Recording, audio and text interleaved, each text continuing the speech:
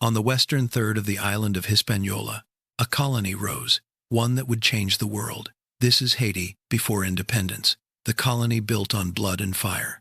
Before independence, Haiti was not called Haiti. It was called Saint-Domingue, the jewel of the French Empire, the richest colony in the world. But its wealth did not come from beauty or abundance.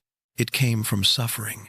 On this island, the soil was soaked with sugar and blood. The plantations stretched endlessly, worked by enslaved Africans who were brought here in chains, packed into ships like cargo, stripped of their names, their families, their languages, their futures.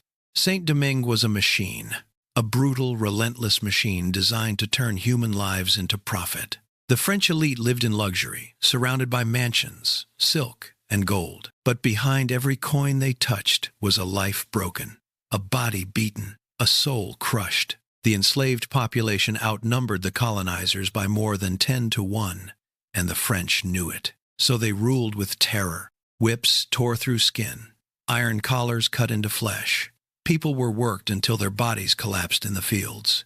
Those who resisted were tortured, mutilated, or killed as warnings to the rest. This was not a society.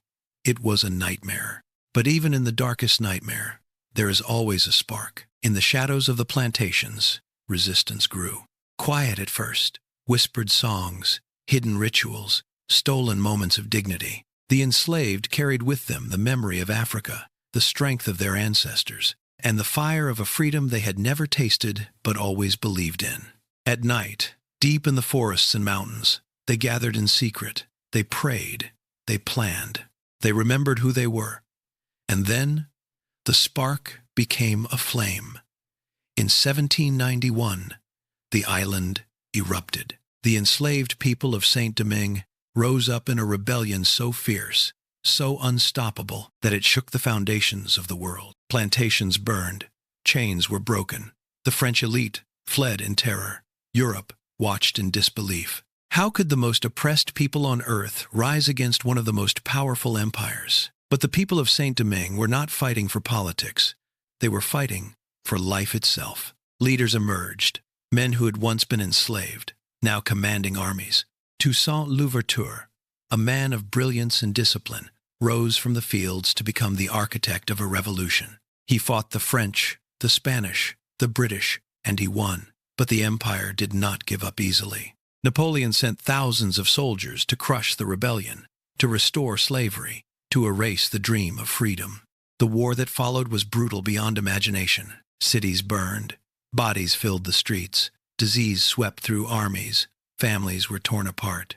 Toussaint was betrayed, captured, and taken to France, where he died in a cold prison cell. But even in death, he left a prophecy. In overthrowing me, you have cut down only the trunk of the tree of liberty. It will spring up again by the roots, for they are numerous and deep. And he was right. The revolution did not die with him. It grew stronger. Under new leaders, the people of Saint-Domingue fought with a fury born from centuries of pain. They defeated Napoleon's army, something no other colony had ever done.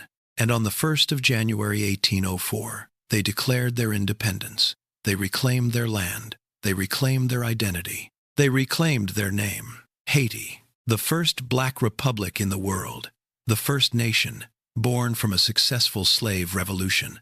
But freedom came with a price. The world punished Haiti for daring to rise. France demanded impossible payments.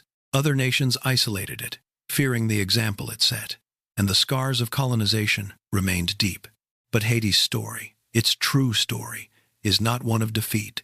It is a story of resistance, of courage, of a people who refused to accept chains, even when the world insisted they wear them. Before independence, Haiti was a land of unimaginable suffering, but it was also a land of unimaginable strength, a place where the human spirit proved that even in the darkest night, freedom can still be born. This is the story of Haiti before independence, a story carved in fire, blood, and unbreakable will. Subscribe for more untold histories.